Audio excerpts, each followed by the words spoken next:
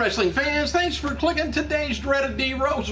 By the way, before I get too much further, I just remembered, be on the lookout for the world's shortest man. He became missing today. Just stay alert in case you see him. WWE superstar Tyler Rex was abruptly and surprisingly, he resigned from WWE and professional wrestling and sports entertainment last week. He set a path to be a family man, he says, and has started an internet marketing consulting company called Local Marketing 2.0. I was going to start an internet insulting company, but people click on there and they never click back on it. Bastards. Hey, George the Animal Steele. He recently spoke with Russell Sharp podcast. I ought to start doing podcasts just to bug the people that don't tune into this and listen. I'll get to him somehow. Anyway, the podcast is Simon and David about they asked about his wrestling career. Their interview with the Animal was discussed things like his character, where it came from, the magic moment that changed his career, his retirement, health issues, working as an agent, evolution of the wrestling business, wrestling halls of fame, and a lot more.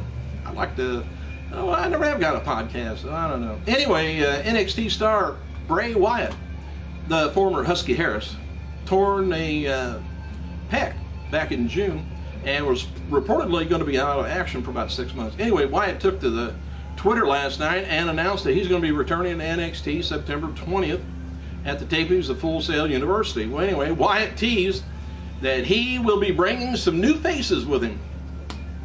I don't know whether it's going to be on his head or some other people, but he says, "Do you believe? The wait is almost over. September 20th, Full Sail University, return of Wyatt. Time to change the world. I will no longer be alone. I want to introduce you to my family." You don't want to be introduced to my family. Anyway, following is confirmed for tonight's Impact Wrestling on Spike. Jeff Hardy's taking on Kurt Angle. This is all the Bound for Glory matches, pretty much. Anyway, Kurt Angle taking on Jeff Hardy, Rob Van Dam taking on Jeff Storm, Samoa Joe taking on AJ Styles. An update on Austin Aries following the Aces and Eights attack. And Chris Louis earned a spot on the TNA roster in Gut Check. And Madison Rayne will have a surprise.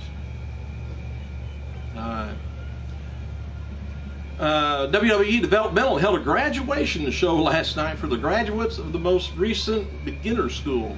WWE website has an article up. They're looking at social media feud between Caitlyn and Natalia, speculating that it's going to be spilling over to ring action soon. But I didn't even know they were having a fight on the internet or anywhere. Matches for tonight's WWE superstars are Ryback taking on Johnny Curtis, Usos taking on Epico and Primo, and Alex Riley taking on Jinder Mahal. Apparently, Jinder Mahal and Ryback's feud is done. Just like that. It's done. And WWE announcer Jerry Lawler, Roddy Piper, Kevin Nash, Sean Waltman, Billy Gunn, Velvet Sky, Angelina Love, Scott Steiner, Rhino, Cody Hall are all named and announced for the Caribbean Wrestling Bash in Aruba from September 7th to September 9th. And lately, when people go to Aruba, they don't come back. I hope they do. I'm not going there. I think my wife bought me 2 tickets there.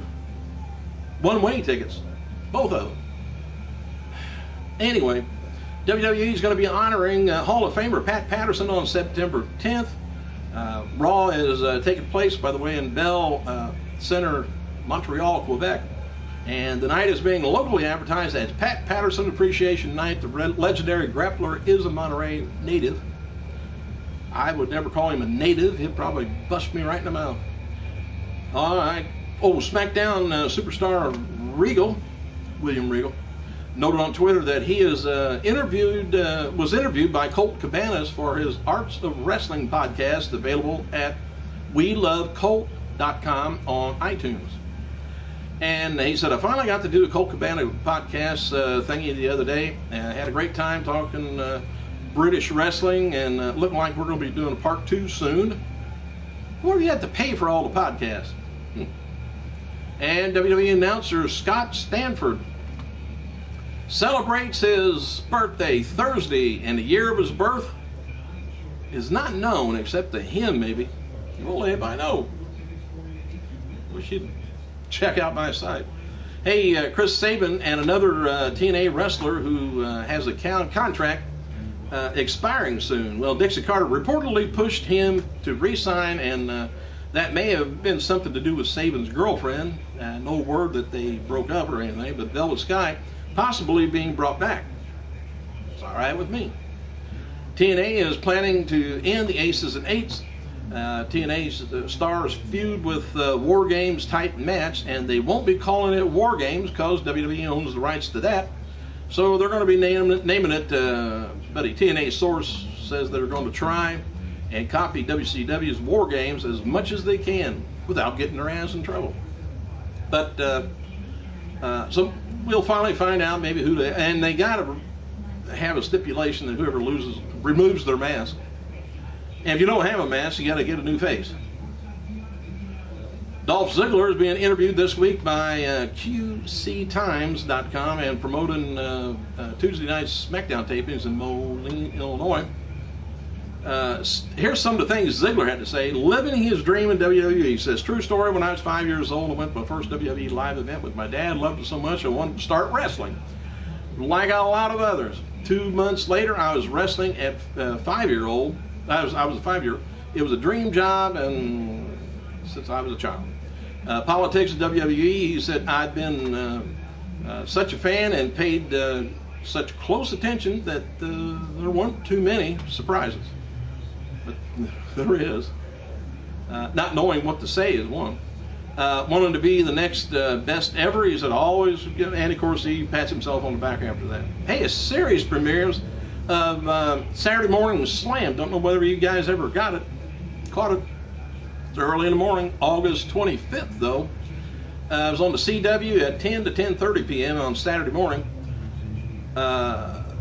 Most watched program on the CW amongst total viewers, and the following kids demo.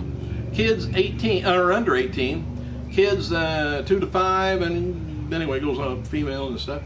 Anyway, it delivered a 0.7 household rating, 2 share, and 747,000 TV households with about 1,126,000 total viewers. It's like 1+ per household, I guess. Anyway, they're loving it. Top program, total viewership during the Vortex block. Saturday Morning Slam, 1.2 million. Justice League Unlimited, that's on at 9 a.m. I guess, was 1 million viewers. Didn't know they had that many kids watching. But anyway, Iron Man, Armored Adventures was 800,000. Power Rangers, Lost Galaxy, anyway, it goes on down.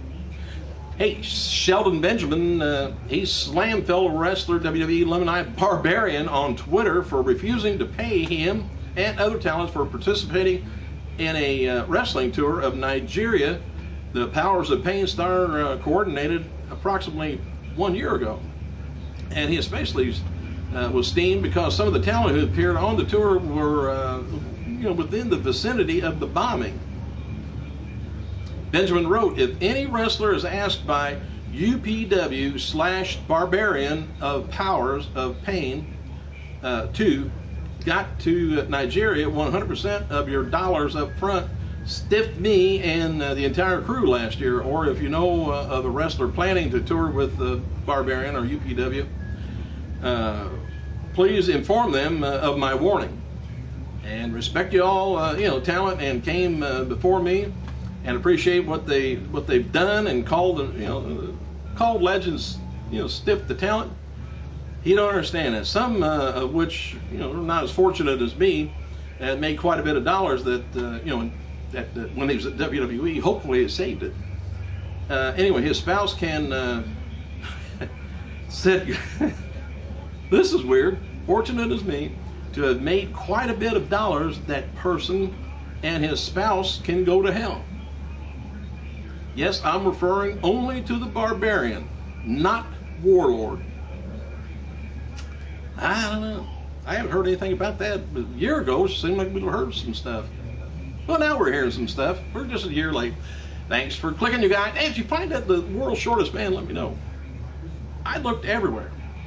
I gotta go.